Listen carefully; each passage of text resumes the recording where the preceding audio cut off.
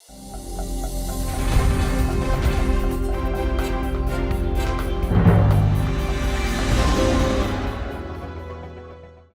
องประชุมประเมินก่อสร้างหน่วยพักและสมาชิกพรรคปลอดใสเข้มแข็งหนักแน่นครั้งที่ 5 ประจำปี 2025 ของหน่วยพักสืบสวนสอบสวนของสันติบาลปกสแขวงหัวพันได้จัดขึ้นในวันที่ 9 ตุลา 2025 นี้อยู่ที่สโมสรปกสแขวงโดยการเป็นประธานของสหายพันโทแสงทองบุตรดีรองเลขาหน่วยพักสืบสวนสอบสวน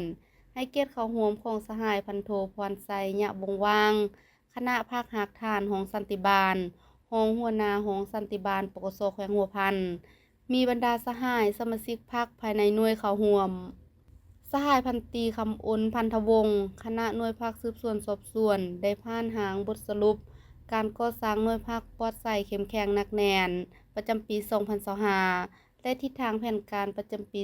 2026 โดยได้ยกให้เห็นการเคลื่อนไหวจัดตั้งปฏิบัติของคณะหน่วยพัก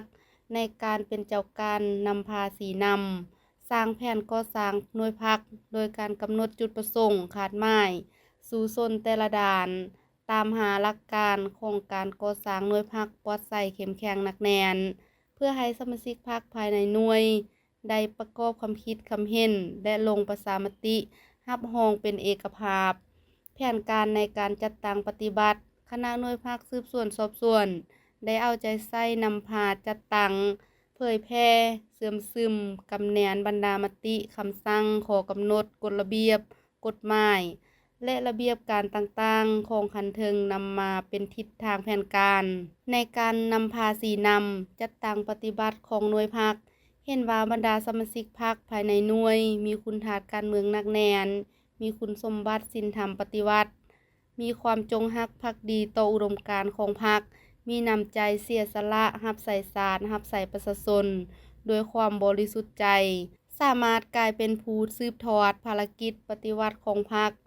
พร้อมทั้งยึดมั่นและปฏิบัติตามหาหลักการ3ทิศนำในการก่อสร้างและปรับปรุงพรรค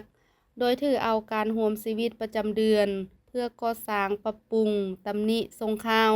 สวยเหลือซึ่งกันและกันโดยความจริงใจเป็นปัญหาสำคัญแน่ใส่เฮ็ดให้การจัดตั้งพรรคมีความยืนยงและมีการขยายตัว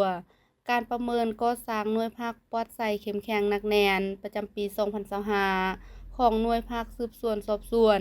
ได้ประเมินสมาชิกพรรคทั้งหมด26สหายหญิง1สหาย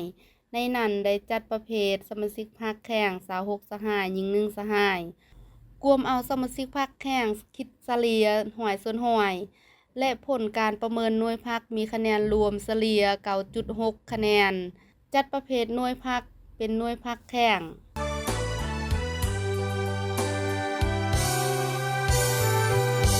พรรคมีบุญคุณสุดแสนใหญ่หลวงประชาชนลาวทั้งปวงต่างก็เทิดทูนบูชา